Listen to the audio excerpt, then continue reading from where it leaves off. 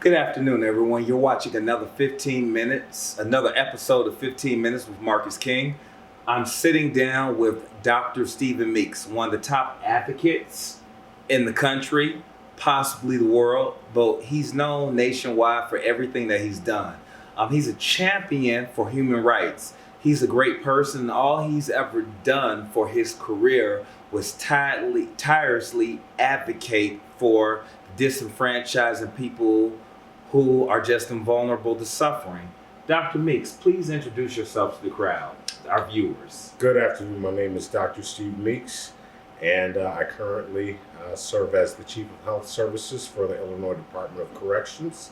And I'm really honored to have you take some time to talk to me about the work that we're doing in IDOC as far as the healthcare services are concerned.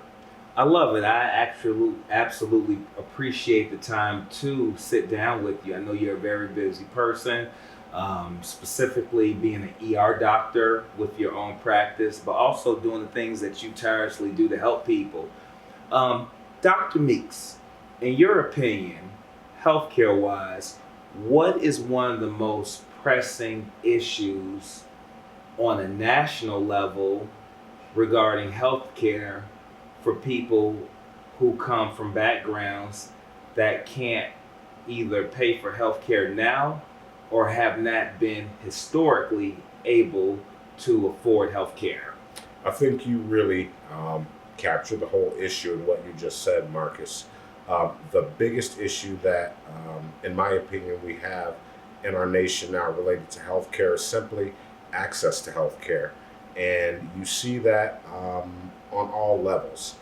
Certainly in the role that I'm in now, that is one of the biggest focuses of the regulatory agencies that oversee healthcare and corrections, is making sure that the inmates who are incarcerated have access to adequate healthcare. And likewise, in the free world, it's the same issue. People in certain areas, people of certain socioeconomic statuses, are just limited in terms of the resources that they can access when it comes to healthcare. Mm-hmm. And I think that our former president, President Barack Obama, did a fantastic thing in terms of making that first step towards ensuring that people who are disenfranchised, disadvantaged, or vulnerable have a safety net whereby they can access healthcare services. So you are talking about affordable healthcare, also known as Obamacare. Yes. People seem to confuse the two. It's basically this. It is the same thing: affordable healthcare and Obamacare. Obamacare is just the name for it. I think certainly it was called the Affordable Care Act for a reason, and I think the intent of the act was twofold. It was to, one, make sure that people who traditionally don't have access to health care because of lack of financial resources get that health care, but it also ensures that there's a basic standard of health care that's provided. Mm-hmm. So it's not only access, but access to adequate health care. And we face that same issue likewise in the correctional world, in that most of the grievances or lawsuits that we may face are related to what is constitutionally adequate or appropriate health care. So it's not just about access, it's access to good health care. Right. Access to good health care. Now, access to good health care, what should that embody in your opinion? And I'm not just talking about people, I'm just talking about the general public. For the average American, what is good health care? Like, if you could have it your way and you could snap your fingers and make everyone have the ideal health care plan, what would that be inclusive of? Well, I think that there are already some examples out there of what are the components of not only an adequate healthcare system, but a good healthcare system. I think when you look at most systems in the country where there is a uh, a system that provides preventive health care, first of all, Right. is certainly not only adequate but good health care. And I think that's something that we can certainly learn from other nations. You need to provide a basic an access to basic preventive health care, um, colon cancer screening, breast cancer screening, cervical cancer screening, those maladies that impact our nation on a huge level and lead to significant outlays in terms of costs when you have to treat those cases, particularly when they've gone to the end stages. So if you take a bigger portion of our population and give them basic preventive health care, what you do is in the long term reduce costs. Much in the same way, I think we can look at what we do in terms of public health. Immunizations, and I know that there's a huge debate in terms of whether there are issues with immunizations, but I think that that remains to be proven. What we do know now is that when you immunize a community, you prevent the contraction of disease. You not only prevent the contraction, you prevent the spread of disease.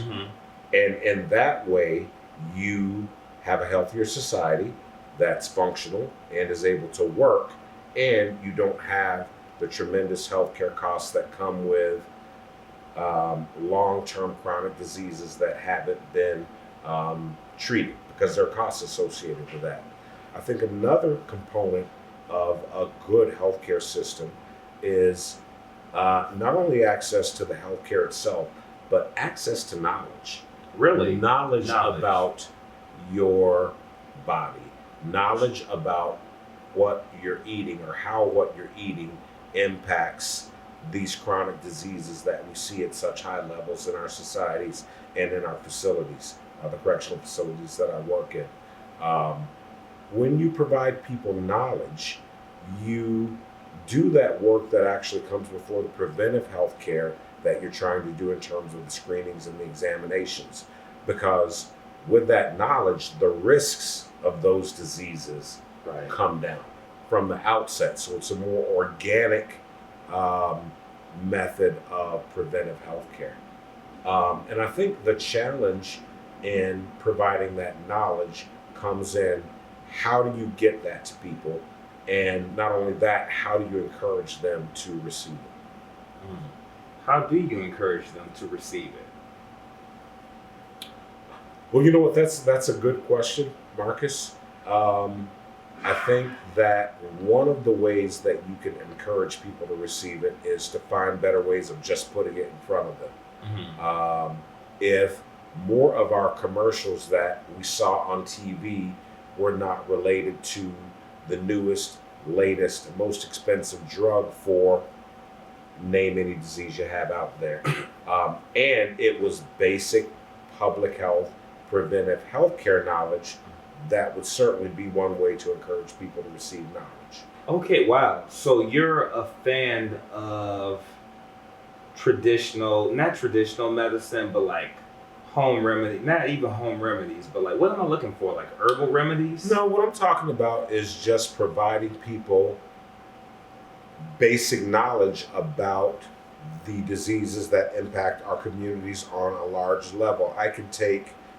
We can take heart disease, we can take hypertension, and we can take diabetes, and we can take cancer risks. Even if we addressed those four issues in terms of an intensive educational program that was not only in terms of TV and possibly replacing some of those commercials that we see that prop up the incredible expenditures that we see in terms of our pharmaceutical industry, but basic knowledge about those diseases, about how your lifestyle, including what you're eating and exercise habits, if we were able to put that in front of people in a more effective and pervasive way, that alone I think would have a tremendous impact. And not everybody is going to receive that knowledge, and that's okay, because we're only human.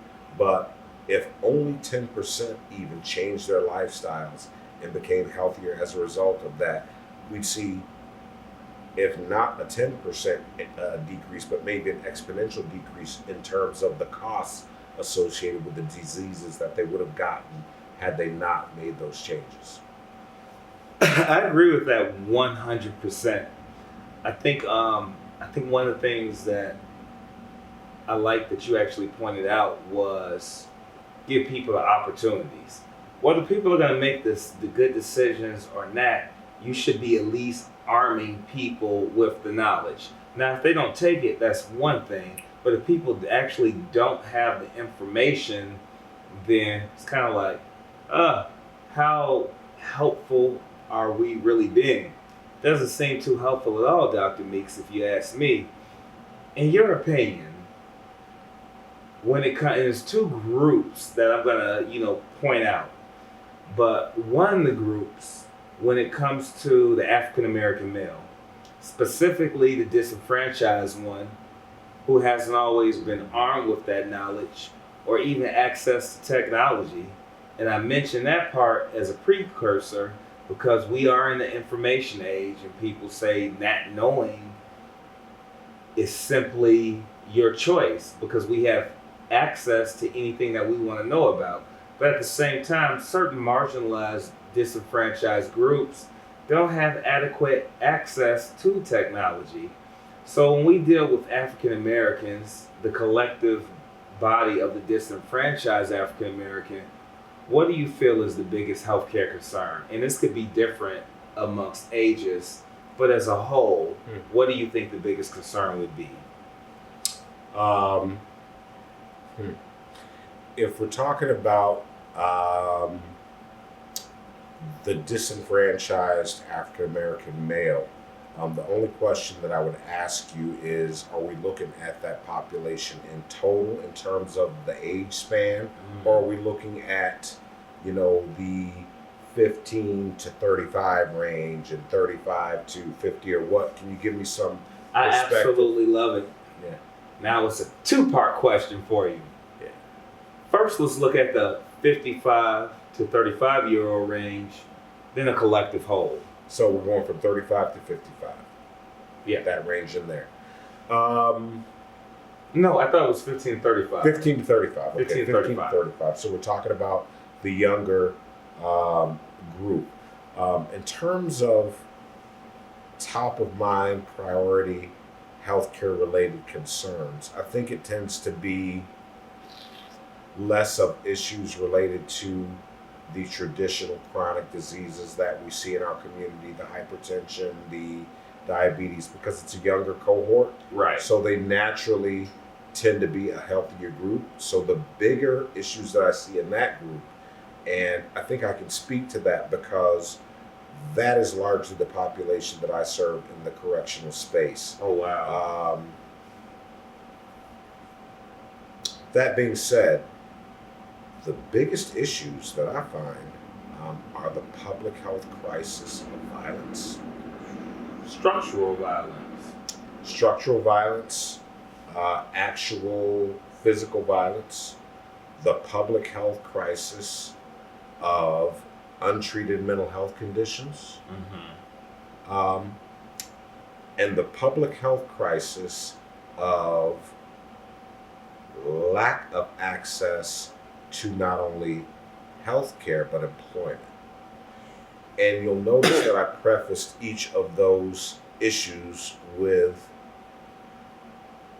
the words public health crisis because that's exactly what it is, and we need to start looking at the issues that affect this population in that framework, because the issues that are in this small community today become issues of the greater nation at large. So we need to pour some resources, some attention, and some time into these public health crises because they're going to start impacting people beyond black males who are 15 to 35. And I'm going to give you a perfect example.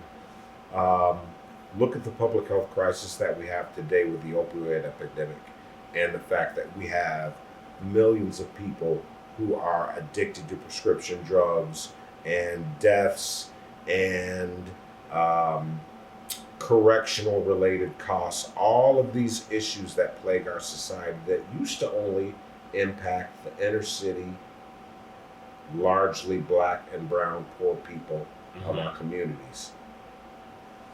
That issue did not remain in those communities. It was a public health crisis then as well, Right. just as it is today.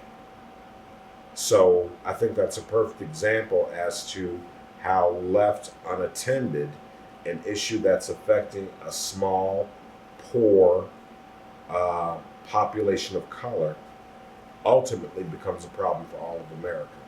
And all of those issues that impact that community, and I'll say it again, if I can remember all of them, the public health crisis Right. of untreated mental health, the public health crisis of physical violence, the public health crisis of structural violence, and the public health crises of lack of access to mental or to health treatment, not only mental health, but also physical health and employment.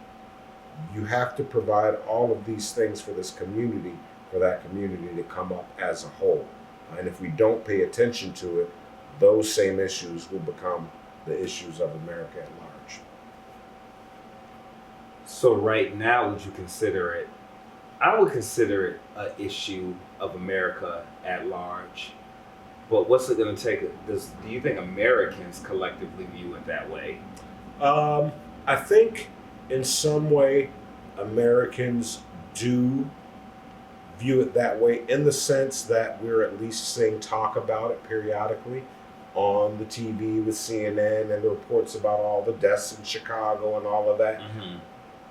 But they're aware of it from a sensationalistic standpoint. In other Right. words, it's big news, it's dangerous, it's big bad Chicago. But they're not viewing it as a public health crisis in terms of dedicating resources, time, attention, and real solutions to those problems. Right. I don't want to hear people talk about it anymore. Let's see some action items that lead to the execution of a strategy that really helps this community. I was definitely educated and enlightened, as well as the viewers, from listening to what you had to say. It's some episodes like this where I wish it wasn't 15 minutes with Marcus, but I wish it was an hour with Marcus. I really appreciate everything that you do. I like your social advocacy. I like how you actually volunteer your own time and resources to address these issues. You just don't talk about them. It was a pleasure, Dr. Meeks. You watched another 15 minutes with Marcus. I'm Marcus King. This is Dr. Stephen Meeks, and I hope you tune in to the next episode. Thank you.